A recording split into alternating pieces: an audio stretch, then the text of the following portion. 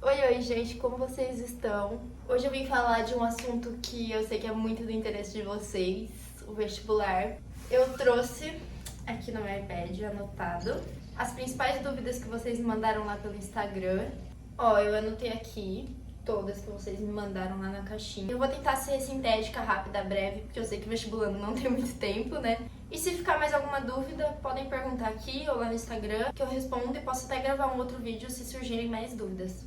Então vamos lá. A primeira pergunta aqui. Fatores diferenciais para passar. Bom, gente, todo mundo que eu converso aqui na Unicamp que passou no vestibular sempre fez algum tipo de estudo ativo. Ou seja, não adianta só ver aula, não adianta só anotar passivamente, não adianta só ler. Você tem que fazer alguma coisa ativa. Você pode, por exemplo, fazer a revisão espaçada de flashcards sem olhar a resposta, que é um estudo ativo, tentar lembrar a resposta sem olhar. Você pode ver uma aula e depois anotar tudo que você lembra dela. Até os próprios exercícios, tanto os dissertativos quanto os objetivos, também são um método ativo de estudo. O meu diferencial, particularmente, foi fazer os simulados durante o ano, fazer as provas antigas na revisão e todo ano fazer revisão periódica. Então, pra mim, é muito importante fazer 3 coisas: simulado, prova antiga e revisões passadas. Segunda pergunta, que também está relacionada com essa que a gente acabou de falar: como aproveitar melhor provas antigas? O principal é você fazer várias provas antigas perto da data do vestibular, porque você internaliza o modelo daquela prova. Você meio que identifica alguns padrões, tanto nas respostas certas quanto nas respostas erradas. E você fazer isso perto da prova, eu fazia uma semana antes, várias provas. É muito bom porque você vai chegar na prova com aquele modelo já embutido na sua cabeça. Além disso, fazer as provas com tempo. Não desperdice prova antiga fazendo sem cronometrar o tempo, porque no dia é muito corrido. Quando eu fui fazer a segunda fase da Unicamp, não dava tempo de pensar pra depois escrever. Eu ia pensando conforme eu ia escrevendo, assim, corri muito, saí da prova completamente exausta de tanto correr. Então, assim, faça com tempo. E outra forma de aproveitar melhor as provas antigas também é corrigir vendo o motivo de cada erro. Você errou aquela questão por falta de atenção? Você errou aquela questão por não saber o conteúdo? Você errou aquela questão porque você ainda não teve aquele conteúdo? Você errou aquela questão porque você caiu numa pegadinha? Corrigir as questões vendo o motivo pelo qual você errou cada questão. Então, para corrigir simulado e prova antiga, você avalia o motivo do erro. Se você tiver errado por não saber o conteúdo, vai lá e revisa aquele conteúdo. Se você tiver errado por falta de atenção ou algo do tipo, pensa numa estratégia melhor para fazer aquela prova. Às vezes fazer mais intervalos, ou mudar a ordem de matérias que você está fazendo. Então vamos para a próxima pergunta, também relacionada com essas duas últimas. Como estudar para a segunda fase da Unicamp? Gente, prova antiga. Prova antiga, e quando você for corrigir, usa o site de resolução comentada da Conveste. Eu vou deixar o link aqui. Ele é muito bom mesmo porque ele fala os motivos pelo qual aquela pessoa conseguiu ou não a nota máxima na questão. E além disso, mais uma vez, faça as provas antigas contando o tempo e vendo o motivo pelo qual você errou cada questão.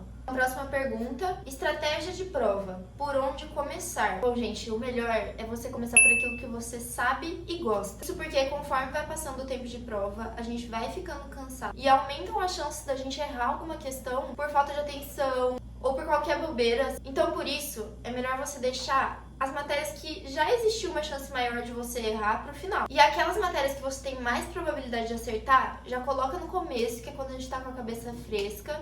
E além disso, também tem a questão de uma autoestima, né? Quando você começa pelas questões que você sabe, você vai se sentindo bem. Então essa autoestima te ajuda a desenvolver melhor a prova. E também é interessante alternar matérias de exatas e humanas. E se você ficar muito tempo nas de humanas e também em português lendo muito texto, também vai te desgastar. Então é melhor você pegar um pouco de questões que são mais sintéticas, de exatas, biologia, química, e intercalar com história, geografia, português. Eu começava por biologia, que é a que eu mais gosto e mais sei. Aí ia pra inglês, mais leitura e interpretação. Ia pra química, que eu também gosto, e são questões mais sintéticas. Aí voltava pra português, que tem bastante leitura, interpretação, bastante texto.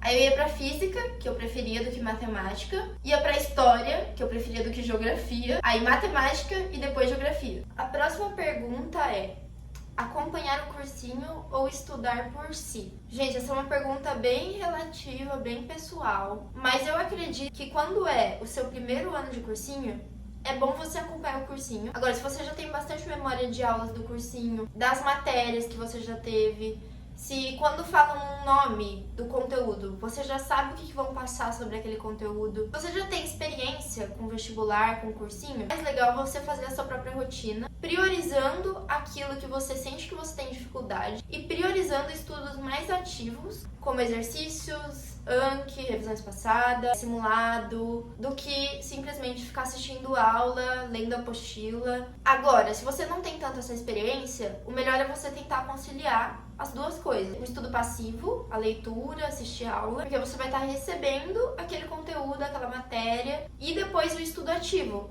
para você fixar e também para você perceber aonde você tem dúvida. A próxima pergunta é sobre estratégia de reta final, e ela também tá relacionada com essa última que eu respondi, porque na minha reta final eu não acompanhei o cursinho, mas durante o ano todo eu preferia acompanhar o cursinho para assistir as aulas, porque eu gravava muito os professores falando os conteúdos. Mas nessa reta final é revisão, né? Então basicamente vão repetir tudo o que já falou o ano inteiro. E aí eu achei mais interessante fazer o estudo ativo, mesmo que independente do cursinho. E nessa reta final é o momento que eu acho mais interessante fazer as provas antigas. Então basicamente no período de revisão, vamos supor que falta uma semana para a Unicamp. Você faz uma prova antiga em cada dia, ou até mais, se você conseguir. Eu fazia uma por dia. Às vezes eu fazia uma prova de manhã, uma prova à tarde e corrigia as duas à noite. Ou, por exemplo, a FAME, a minha FAMERP, tem mais de uma prova sem ser fases diferentes. Eu fazia a primeira prova de manhã, a segunda prova à tarde e corrigia as duas à noite. E aí o que eu fiz para coordenar o tempo que eu ia passar em cada prova foi priorizar as faculdades que eu queria e colocar mais tempo nelas. Por exemplo, para a USP e para a Unicamp, eu tentei ficar mais de uma semana antes do vestibular fazendo prova antiga dessas bancas. E aí, basicamente, o que aconteceu foi que sobrou menos tempo para fazer prova antiga de outras bancas. Então, o que eu considero essencial na reta final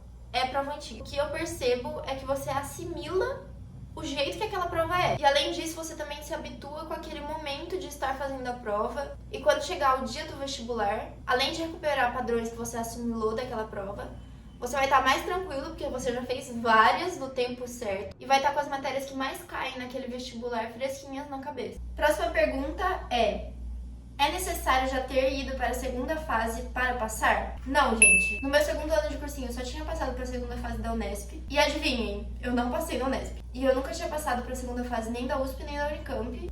E eu passei nessas duas mesmo assim. Próxima e última pergunta. É possível passar na Unicamp com menos de 2 anos de cursinho? Sim. 20% da minha turma, turma 60, passou direto e 8% tá no outro extremo de quem fez 5 anos ou mais de cursinho. Então relaxem, gente, é uma jornada muito pessoal, então você pode passar direto ou você pode precisar de mais anos de cursinho. E aqui tem pessoas de várias idades, de vários lugares, então fiquem tranquilos, vocês não vão se sentir deslocados. Então não pensem, nossa, eu vou ter que me desgastar muito no cursinho pra passar. Ou então, nossa, já tô há muito tempo no cursinho, nunca vou conseguir. Não é assim, cada um tem sua jornada. E hoje em dia eu vejo o quanto os meus 2 anos de cursinho foram necessários para desenvolver não só a habilidade de fazer vestibular, como também em outros aspectos da minha vida que hoje em dia são essenciais na minha graduação. Então é isso, gente. Eu espero que vocês tenham gostado desse vídeo. Se vocês quiserem que eu responda outras dúvidas, deixem aqui ou mandem lá no Instagram. E até o próximo vídeo.